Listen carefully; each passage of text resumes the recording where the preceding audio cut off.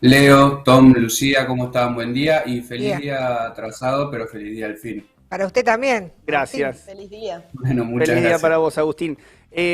Bueno, Día del Periodista en el terreno laboral un tanto complicado. Sí, un tanto muy complicados. La celebración de un nuevo día del periodista el lunes pasado, el 7 de junio, fue la oportunidad para leer un nuevo informe del Sindicato de Prensa de Buenos Aires, que publicó en base a una encuesta con 900 trabajadores de prensa gráfica, de radio y de televisión de la Ciudad Autónoma de Buenos Aires y nos permitió tener un panorama completo de la situación laboral de los trabajadores, de los periodistas y de los trabajadores que no siempre son periodistas, hay también técnicos, etcétera. La realidad es que ese panorama, ese informe, muestra un escenario complejísimo, muestra un escenario desolador, donde más de la mitad de los trabajadores de prensa, de radio, gráfica y televisión percibe sueldos por debajo de la línea de la pobreza, es decir, por debajo del valor de una canasta básica medida por el INDEC, pero ese no es el único dato malo que muestra el informe. También muestra altísimas tasas de pluriempleo, es decir, trabajadores a los cuales por estos sueldos debajo de la línea de la pobreza no les alcanza con un trabajo, en muchos casos tampoco les alcanza con dos trabajos, entonces trabajan para distintos medios, para la redundancia. Esa es la realidad de la Eh, mayoría, me parece, ¿no? Sí, sí, sí, sí, sí, totalmente. Estamos hablando de un 60 o 70%. No revisé a fondo los números para no estar disparando números, sino para hacer el panorama, pero sí, estamos hablando de dos tercios de los trabajadores de prensa que tienen más de un trabajo, eh, de situaciones de irregularidad y de informalidad al momento de contratarse. Un 40% de los trabajadores de prensa eh, es contratado por la vía del monotributo, ¿sí? No en relación de dependencia, y los trabajadores que son contratados por esa vía, es decir, que le facturan al medio por cada nota o trabajo que hacen, perciben salarios todavía más bajos que los que están en relación de dependencia.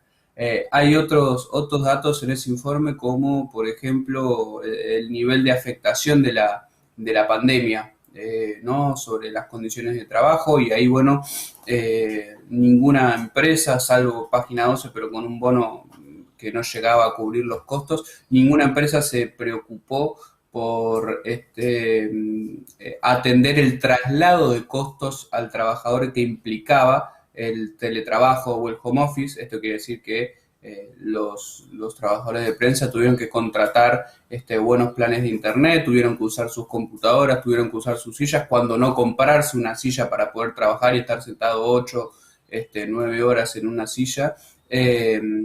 Y todos esos gastos, digo, desde un mouse hasta una auricular también, todos esos gastos corrieron por cuenta de los trabajadores, que en situaciones normales corren por cuenta de la empresa, y las empresas en estos casos no se hicieron cargo en su gran y amplísima mayoría de estos costos que se trasladaron a los trabajadores. También más de un 70% de los trabajadores de prensa tuvieron enfermedades asociadas al aislamiento, no solamente coronavirus, sino también, por ejemplo, trastornos o afecciones psicológicas que muchos de nosotros también Como la las tuvimos, ansiedad, por ejemplo. como sí, por ejemplo, uno de esos trastornos que nos afectaron más o menos a todos, ¿no? Claro. Ante esta nueva situación de vida.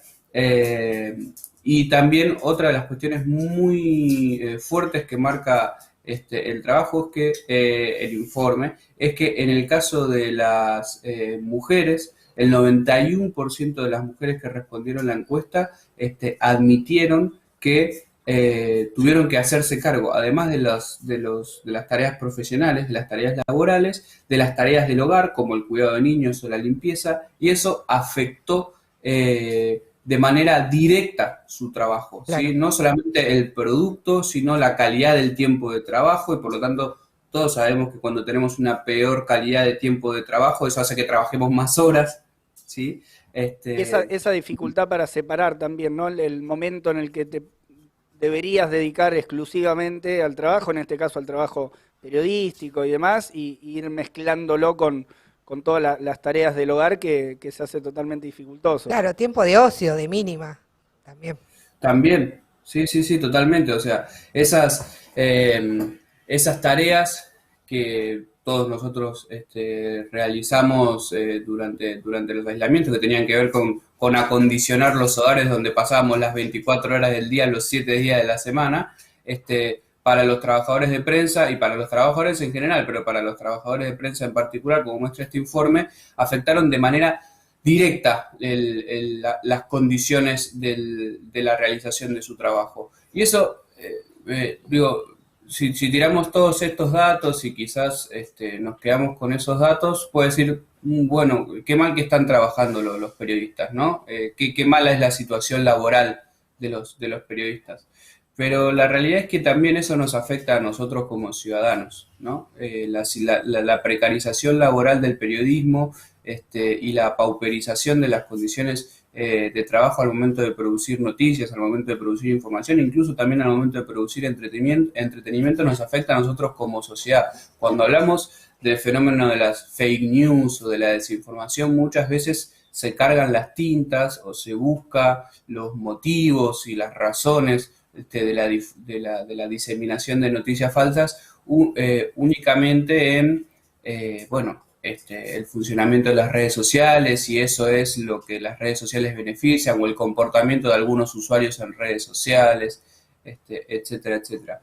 Pero las condiciones laborales de los periodistas también afectan la calidad de la información que consumimos y también afectan, como siempre que hacemos malas condiciones en nuestro trabajo, el potencial error, ¿no? Digo, la noticia falsa no siempre tiene que ver, aunque cuando hablamos de fake news sí hablamos de noticias pensadas para ser falsas, pero a veces nosotros consumimos información falsa o información imprecisa que está directamente relacionada a el tipo de trabajo que está detrás o a las condiciones de trabajo que están detrás de la producción de esas noticias. Entonces me parece que este informe del CIPREVA, con más de 900 encuestados, nos muestra un poco también que tenemos que hacer algo para cambiar las condiciones en las cuales los periodistas trabajan en nuestro país, si queremos mejorar la calidad de información que consumimos, la calidad de la información a la que accedemos y, por lo tanto, la calidad de nuestro debate público, ¿sí? Porque si no, de esta manera estamos en un ciclo vicioso que afecta, por supuesto, de una manera muy grande a las condiciones laborales y a los sueldos que perciben los trabajadores de prensa, pero también a la calidad de información que nosotros, a la que nosotros podemos acceder. Bien, y ahí juega un rol clave, ¿no?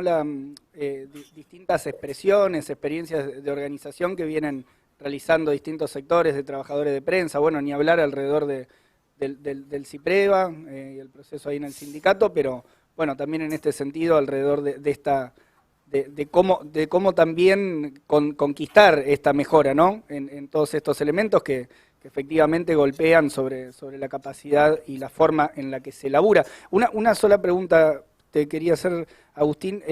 Cuando vos definías el trabajo, incluso a veces freelance, ¿ese trabajo también va por monotributo? Te lo pregunto por las novedades también de estos días, donde, bueno, hubo un ajustazo ahí de la deuda que varios sectores tienen con el monotributo, y entiendo que hay un sector de los trabajadores de prensa que es el trabajo freelance que hacen, lo pasan por esa vía, ¿no? Por vía de monotributo. Sí, que es una porción cada vez más grande, Claro, del trabajo en prensa, y que es una estrategia también que tienen las empresas para muchas veces correr de convenio los valores de las notas o lo que se paga por monotributo. Por eso mismo, todos los trabajadores freelance, o algunos no son trabajadores freelance, algunos trabajan para un medio en particular y están meses y meses facturándole a ese medio O para el que años trabajan. también.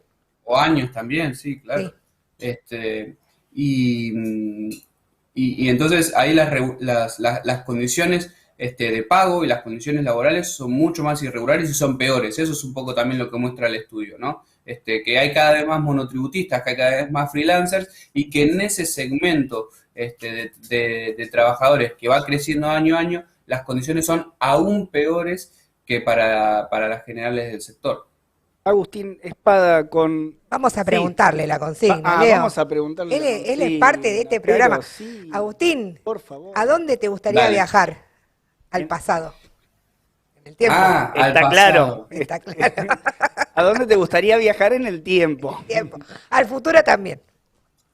Perfecto, ¿a dónde me gustaría viajar en el tiempo?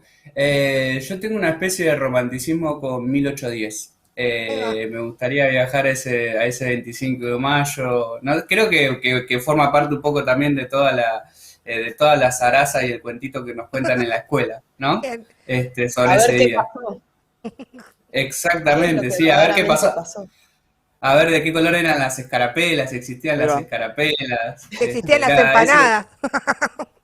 si existían las empanadas, tal cual. Sí, Bien. bueno, tengo una especie de recuerdo y me gustaría chequearlo con eso. Ahí va, con el DeLorean hacia 1810. Gracias, Agustín, por la comunicación. Nos vemos la próxima semana.